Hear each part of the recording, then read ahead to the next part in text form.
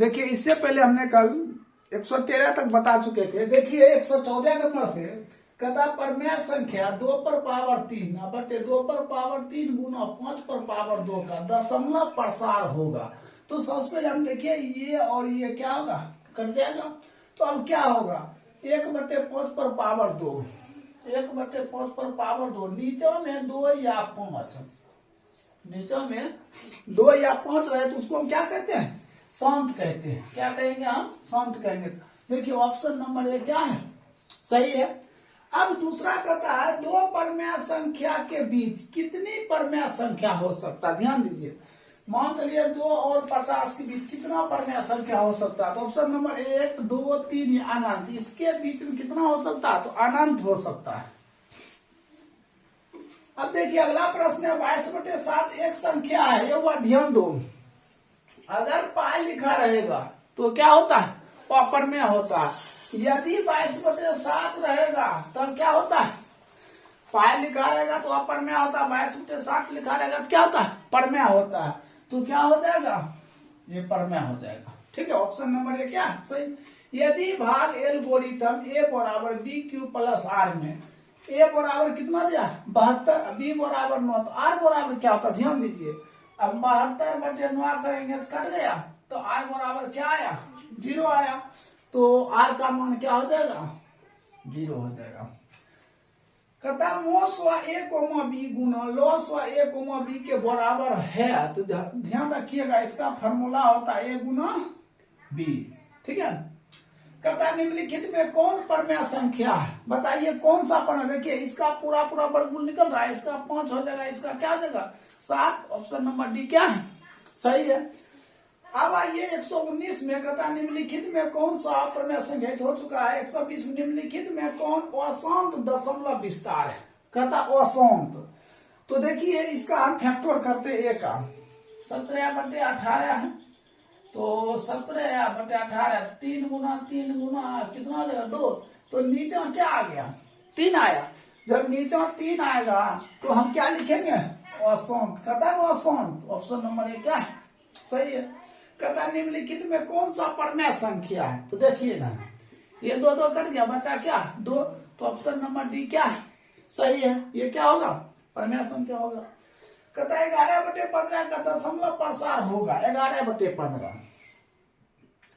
3 गुना 5। अब बताइए ये शांत है या अशांत है, तो क्या होगा, अशांत होगा। तो आप कैसे ऑप्शन नंबर बी में टिक लगाइएगा। कहता है 11/25 का दशमलव प्रसार होगा। अब इसको भाग देना है, ठीक है, इसको क्या करना, भाग देना। देखिए कैसे भाग देते हैं हम लोग। 11/5 का स्क्वायर 25 है, इसको हम लिखते हैं 11/5 गुना 5। इधर भी 2 देते हैं, तो ऊपर भी 2 दे दिए। 11 गुना 22, 22 गुना 44, 25 चौक 100, भाग देंगे 0.44। तो देखिए 0.44 कहाँ पे है, ऑप्शन नंबर सी में है। 17/24 का दशमलव प्रसार होगा। अब 17/24 है, तो इसका कहता दशमलव प्रसार शांत है या अशांत है। तो ये देखिए 17/24, 17/2 गुना 2 गुना 2 गुना, देखिए 3 आ गया।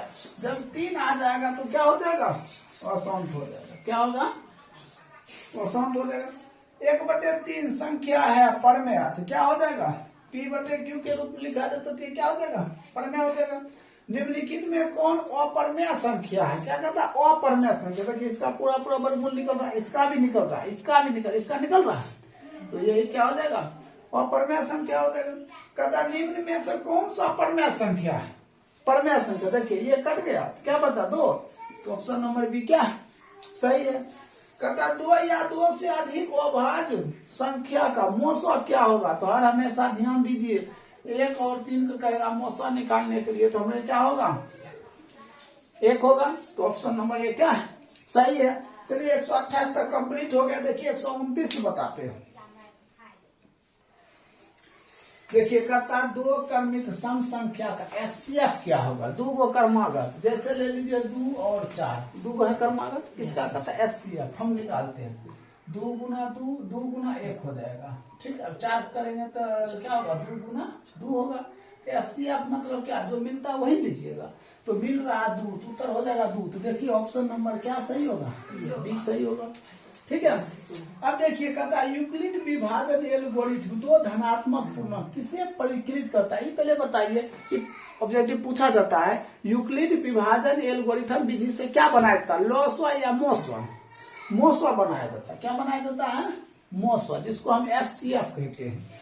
यदि भिन्न a बटे b में b बराबर दिया है 2 पर पावर n इंटू 5 पर पावर m के रूप है, तो देखिए यहाँ होगा 2 पर पावर n और इंटू 5 पर पावर m। ऑप्शन नंबर क्या होगा, b। कहता है इनमें कौन सी संख्या अपरमेय है, तो बताइए। ये कहता रूट 9 परमेय है, ये क्या है, अपरमेय है, क्योंकि इसका पूरा वर्गमूल नहीं निकला।